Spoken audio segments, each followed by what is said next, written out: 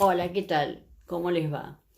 Bueno, como les adelantara por el foro y por mail, hoy vamos a tratar el tema de formas de Estado. Del programa el punto 2 y 3. Bien, cuando hablamos de formas de Estado, apuntamos a clasificar la organización respecto de dos elementos del Estado. Uno es el poder y el otro es el territorio. Es decir, la clasificación se basa en cómo está distribuido el poder en el territorio. En ese sentido tenemos tres formas de poder organizarnos. Les aclaro que en la sección materiales, teoría, les hice un pequeño esquemita de lo que vamos a hablar ahora. Bien, como les decía, hay tres formas de organización según la distribución territorial del poder. Por un lado está el grado máximo de centralización del poder, que es el unitarismo, en donde en un territorio hay un solo centro de poder que emana dicho poder a lo largo, despliega, mejor dicho, ese poder a lo largo de todo el territorio. No es que no haya divisiones dentro del territorio, pero las autoridades que hay en esas divisiones no tienen poder de decisión, cumplen las órdenes centrales. Bien, eh, grado máximo de centralización. Ustedes van a ver que en el esquemita hay un solo centro de poder que tiene su influencia o se distribuye en todo el territorio. Y en el resto lo único que hacen las autoridades que pueda haber es cumplir con las órdenes centrales, sin poder de decisión alguno. Del otro lado, el grado máximo de descentralización lo configura la confederación. A veces nosotros pensamos como polo opuesto al unitarismo el federalismo, pero vamos a ver que eso es un poco por la lucha histórica nuestra, pero en realidad los dos polos opuestos en este tema son el unitarismo y la confederación. ¿Qué es la confederación? Es una unión de estados independientes que eligen unirse básicamente por cuestiones de defensa y representación, pero conservan su independencia. Son estados independientes que se unen y crean un órgano confederal. Insisto, las funciones básicamente son de defensa y de representación, pero bueno, los estados partes son independientes y se reservan dos importantes derechos. El primero es el derecho de secesión, que es la posibilidad de dejar esa unión en cualquier momento que quieran, sin ningún tipo de permiso o autorización. Y en segundo lugar, el derecho de nulificación. Este derecho de nulificación implica que los estados partes pueden no acatar las órdenes centrales si las consideran perjudiciales para el Estado miembro. Bueno, entonces crean un órgano confederal con las funciones que les decía, pero conservan su independencia. El grado intermedio es justamente el federalismo. En el federalismo es un sistema en donde conviven tres niveles de gobierno: nación, provincias y municipios. La nación es soberana, no admite un poder superior a ella, mientras que las provincias y municipios son autónomos, es decir, no son soberanos porque reconocen un poder superior que es el de la nación. ¿Qué es autonomía? Poder tomar algunas decisiones de manera independiente, pero tener que acatar órdenes centrales también. O sea, tienen un nivel superior que tienen que acatar, pero se reservan un espacio de autonomía en donde pueden tomar ciertas decisiones locales por su cuenta. en el esquema que les puse en materiales van a ver esto reflejado, ¿sí? Vamos entonces a el unitarismo. El unitarismo entonces quedamos que es una forma de Estado en donde hay un órgano central que imparte las instrucciones a lo largo del todo territorio. Vamos a ver ahora cuándo se usó en Argentina esta forma de Estado. Argentina utilizó esta forma de Estado desde 1810, cuando empezaron los primeros gobiernos patrios, hasta 1820. 1820 es una fecha muy importante para este tema y para la historia argentina. 1810 no logramos la independencia, pero sí a través de la Revolución de Mayo formamos el primer gobierno patrio.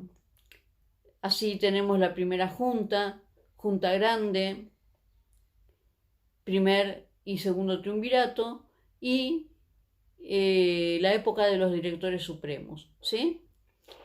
Esto dura hasta 1820 con la caída del último director supremo, que fue Rondó. 1820 entonces, una vez que deja su cargo Rondó, no hay más autoridades nacionales, ¿sí? Entonces, desde 1810 hasta 1820, esos primeros gobiernos patrios eran de tinte unitario. Las decisiones se tomaban desde Buenos Aires. Hasta 1816 los primeros gobiernos eran provisorios. ¿Por qué eran provisorios? Porque en un primer momento, si bien desde hacía mucho que había ganas de independencia, hay antecedentes que van llevándonos a las ganas de independizarnos, pero formalmente los primeros gobiernos patrios eran provisorios a la espera del regreso del rey de España, que se supone que nosotros le jurábamos fidelidad al rey de España, Fernando VII, ¿sí? A la espera de su regreso. Bien, luego, primero y segundo triunvirato y los directores supremos, fue una forma de ir achicando el gobierno, ¿sí? Desde una junta a un número menor de personas que tomaran la decisión. 1820 entonces deja de haber autoridades nacionales y pasamos a un sistema de confederación. Las provincias entonces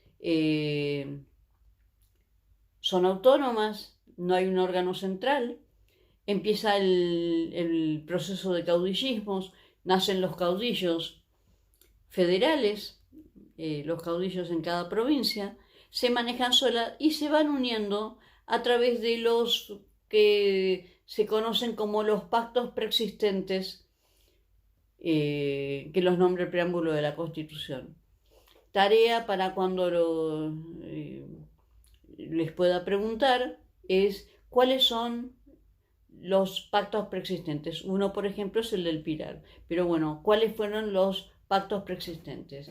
No les voy a tomar en detalle los pactos preexistentes, pero sí lo que tienen en común. Lo que tienen en común es que es la única unión que había en ese momento entre las provincias.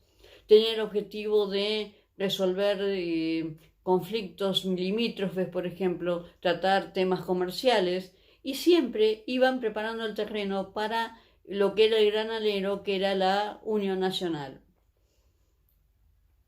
hasta llegar finalmente a 1853, donde logramos establecer una constitución que significó esa unión que tanto se deseaba. Quiere decir que nos manejamos como confederación de 1820 a 1853, y el proceso en realidad termina de cerrarse en 1860 cuando se incorpora Buenos Aires al sistema, ya que Buenos Aires no participó de la Convención Constituyente de 1853 porque, bueno, estaba separada del resto de las provincias, entre la famosa pelea entre unitarios y federales. Justamente eso es lo que demoró, la decisión sobre la forma de Estado fue lo que demoró la Unión Nacional. No nos poníamos de acuerdo. Primero el enemigo común era España, ¿sí?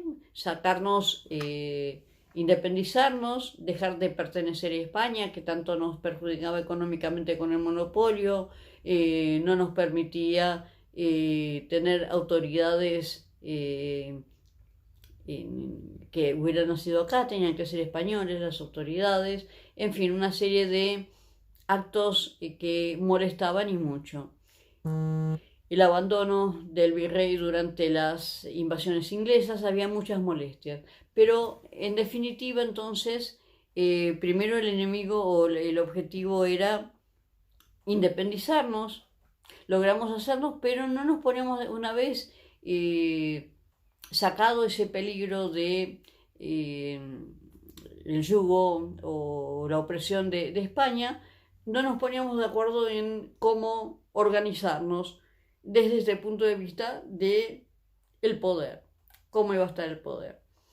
Obviamente Buenos Aires ejercía una fuerza enorme, un poder de atracción enorme, era el centro económico y cultural, estaba la entrada enorme económica que era del puerto, pero las provincias a partir de 1820 no estaban dispuestas a dejar de lado su independencia, ¿sí? Este proceso de caudillismo que les había contado. Encontramos entonces que finalmente, después de lo que ustedes sabrán por sus conocimientos de historia, del secundario, finalmente llegamos a 1853, donde formalmente, artículo primero, que ustedes lo pusieron bien en el cuestionario, Argentina adopta la forma federal de gobierno, estos 3 niveles de gobierno que conviven, y es una forma intermedia, cosa de unificar los deseos de Buenos Aires, que quería un sistema unitario, y los deseos de las provincias de un sistema confederal. Fíjense que de esa manera tenemos la conjunción de los dos deseos. Buenos Aires necesitaba de las provincias, no podía seguir funcionando aislada, a pesar de su poderío económico, y las provincias sin Buenos Aires tampoco estaban completas, no podían funcionar. Buenos Aires era un centro cultural, económico, muy importante y, bueno, lo sigue siendo hasta nuestros días, ¿no? Entonces, con esto tenemos cubierto el cuadro que yo les puse en la sección materia, que es una foto de un esquemita que hice, nada más. Bien, como dijimos, nuestro país adopta el federalismo. Vamos a ver ciertos datos importantes. Entonces, recuerdo, 1820 es una fecha importantísima, fecha en la cual cesa de haber autoridades nacionales.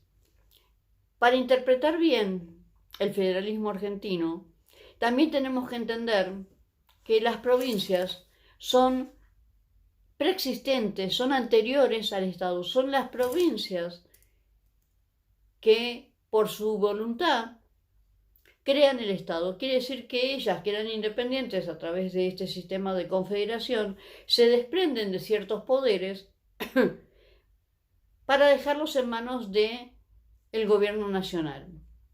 Pero son anteriores y son ellas las que se desprenden de sus ciertos derechos, digamos, o ciertas prerrogativas.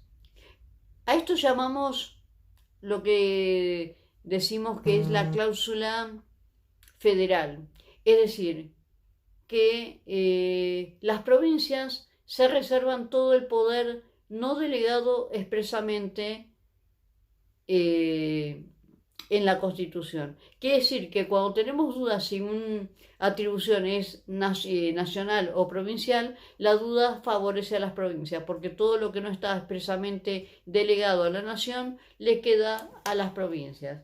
Distinto es el caso de la Ciudad Autónoma de Buenos Aires, que nace en 1994, que la reforma de 1994 le concede la autonomía a la Ciudad de Buenos Aires, y en este caso ya el que es preexistente es el Estado Nacional. Entonces en este caso se invierte la regla, la cláusula federal en este caso para la Ciudad de Buenos Aires. ¿Por qué? Porque es el Estado Nacional el que se reserva todas las atribuciones no conferidas expresamente a la Ciudad de Buenos Aires. Es al revés, porque ella es preexistente. Bien. Tomamos la Constitución y tenemos, por lo menos en este ratito, vamos a analizar el artículo 5. Vamos a ver que la Constitución trata sobre las provincias. En la segunda etapa, en la segunda parte de la Constitución, esperen que voy a buscar los anteojos.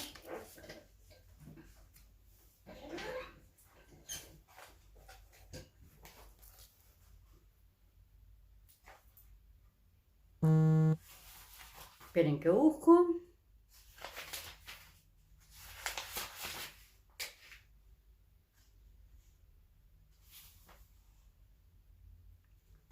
Entonces tenemos, entre varios artículos, pero los más destacados son el artículo 5, el artículo 6, que si nos da tiempo vamos a hablarlo, si no hacemos 2 clases sobre federalismo, para que no se haga tan dura esta clase. Y después tenemos que ir del artículo 121 al 129 de la Constitución, que el 129 es el último, que habla de los gobiernos de provincias. Lean entonces artículo 5, artículo 6, artículo 121 al 129. Donde tenemos la cláusula comercial,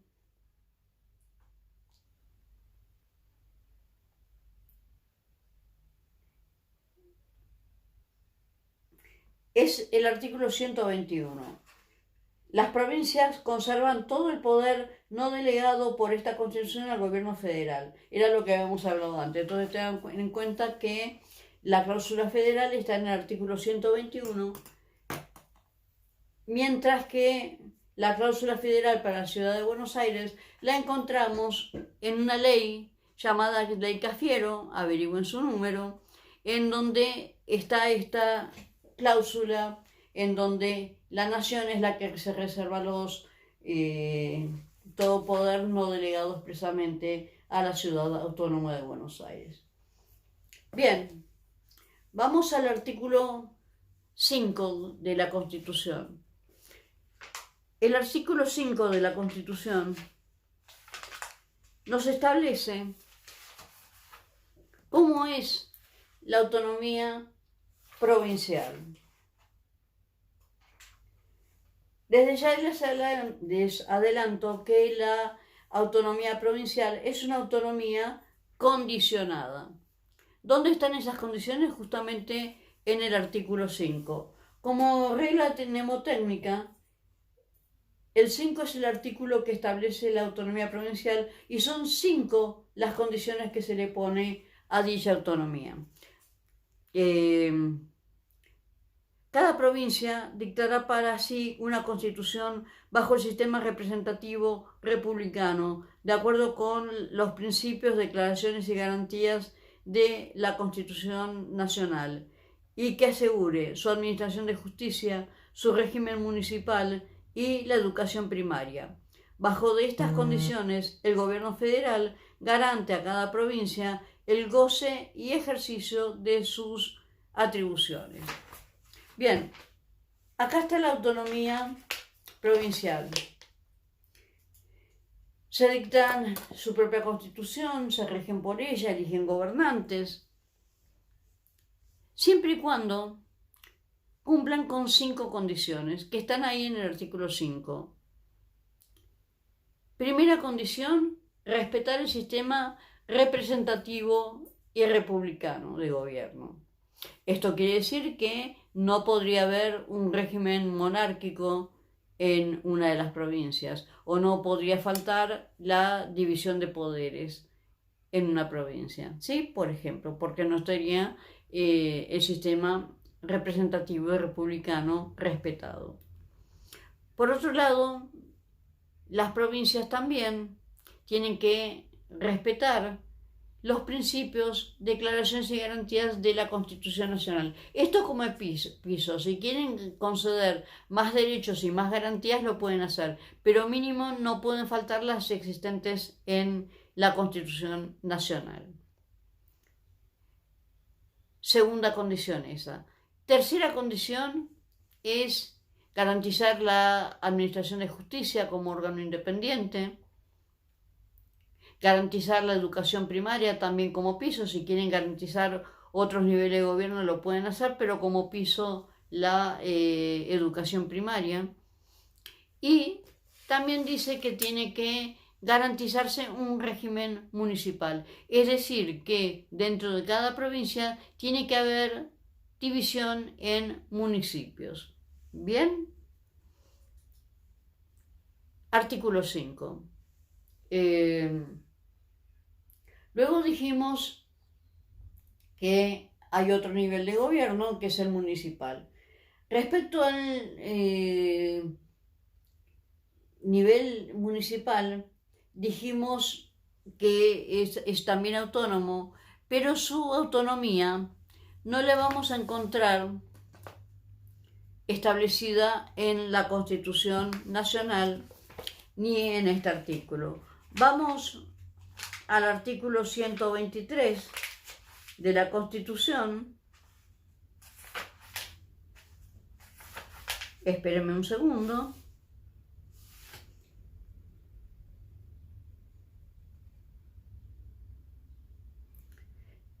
Artículo 123. Cada provincia dicta su propia constitución conforme a lo dispuesto por el artículo 5, asegurando la autonomía municipal y reglando su alcance y contenido en el orden institucional, político, administrativo, económico y financiero. Bien, el artículo 5 habla de que necesariamente tiene que haber una organización municipal dentro de las provincias, pero fíjense que no les leí que el artículo 5 hable de que tienen que ser autónomas autónomos los municipios. Eso no está. Yo ya les había adelantado que los primeros 35 artículos no estuvo autorizada su reforma, por lo tanto, no se pudo resolver a través del artículo 5 esta discusión que había si los municipios eran autónomos o debían ser autónomos o bastaba con que fueran simples entes autárquicos. Bien, la doctrina se dividió entre normalmente los doctrinarios del derecho administrativo pensaban que los municipios son entes autárquicos. Los autores de derecho constitucional piensan que deben ser y son entes autónomos. Lo cierto es que esto se resuelve en 1994, pero como no se pudo resolver a través de la enmienda del artículo 5, encontramos este artículo 123 que dice que los municipios tienen que tener autonomía y establece 5 grados de autonomía. En el orden institucional, político, esperen que lo leo textualmente. En el orden institucional, político, administrativo, económico y financiero. Son 5 aspectos de autonomía. Quien concede la autonomía es la propia provincia. Es decir, que el grado de autonomía le puede conceder todos, algunos. Esto depende de las provincias. Pero necesariamente tienen que ser autónomas. Otra tarea entonces que les voy a pedir, la primera era cuáles eran los pactos preexistentes, solo saberlos y sus fechas. Ya les dije que no se los voy a preguntar en detalle. La segunda tarea es la siguiente. Busquen por internet qué diferencia hay entre autonomía institucional, política, administrativa, económica y financiera, ¿sí? Quiere decir que mientras que la autonomía provincial la podemos conocer en detalle viendo la Constitución, si yo les pregunto por la autonomía municipal, ustedes no están en condiciones de contestarme cómo es esa autonomía, porque depende de cada provincia. Es decir, que yo les tendría que decir de qué provincia estamos hablando, o sea, del municipio, qué provincia, o sea, de qué municipio estamos hablando y de qué provincia estamos hablando, si no, no podemos hablar sobre su autonomía. Bien.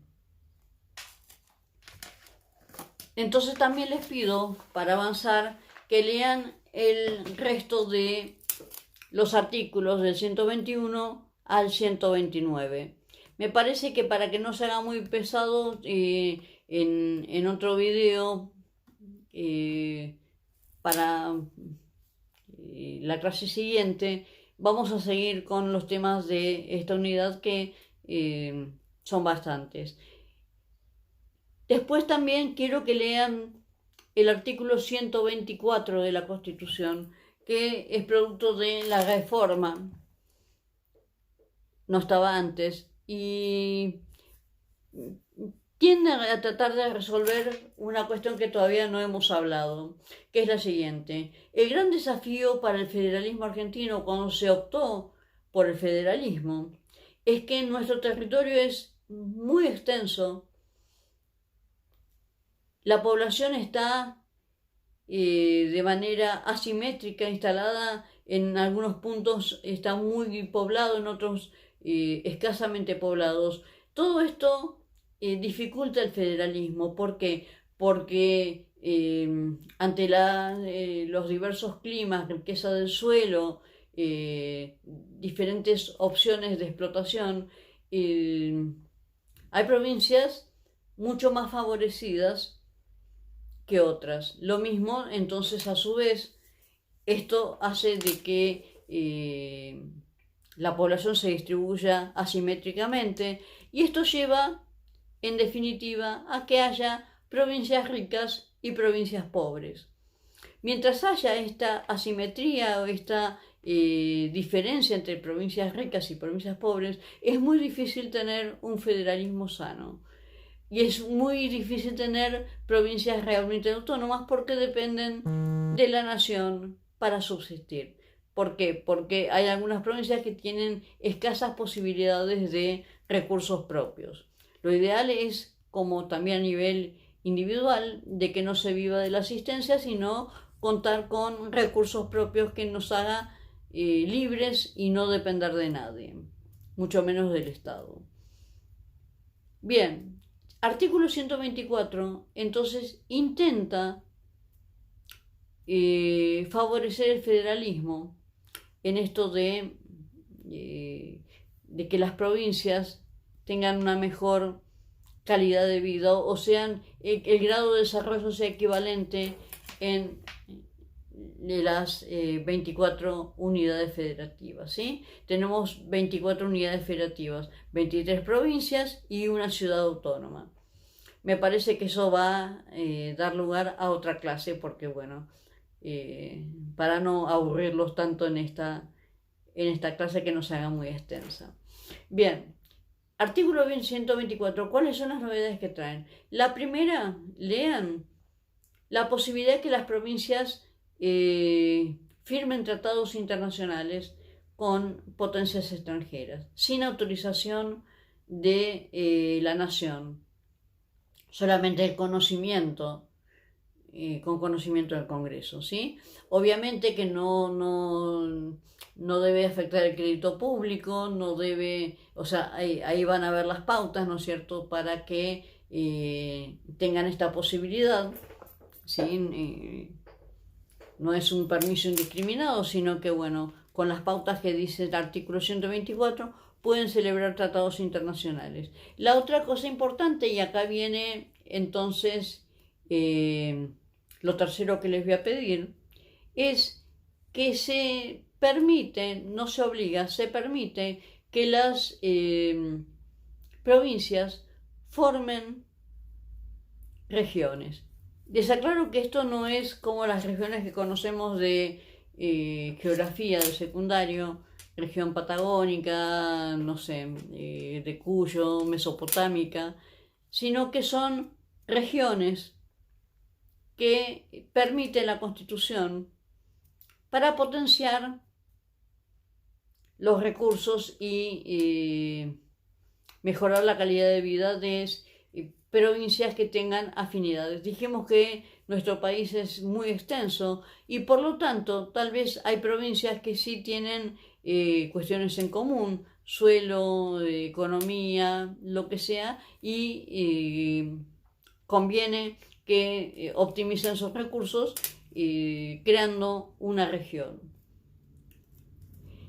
Les aclaro que no es un nuevo nivel de gobierno, no es que a partir de este artículo tenemos nación, región, provincia y municipio.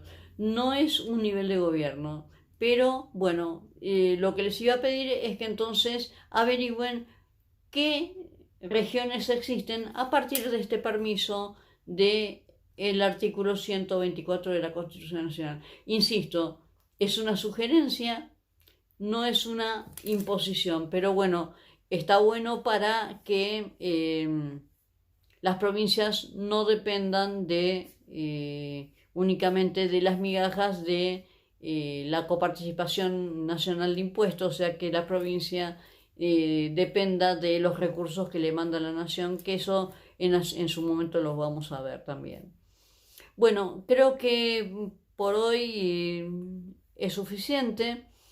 Vamos a hacer otro video relativo a el federalismo argentino. Vamos a hablar de la capital federal, de la ciudad autónoma de Buenos Aires. Vamos a hacer un poquitito de historia.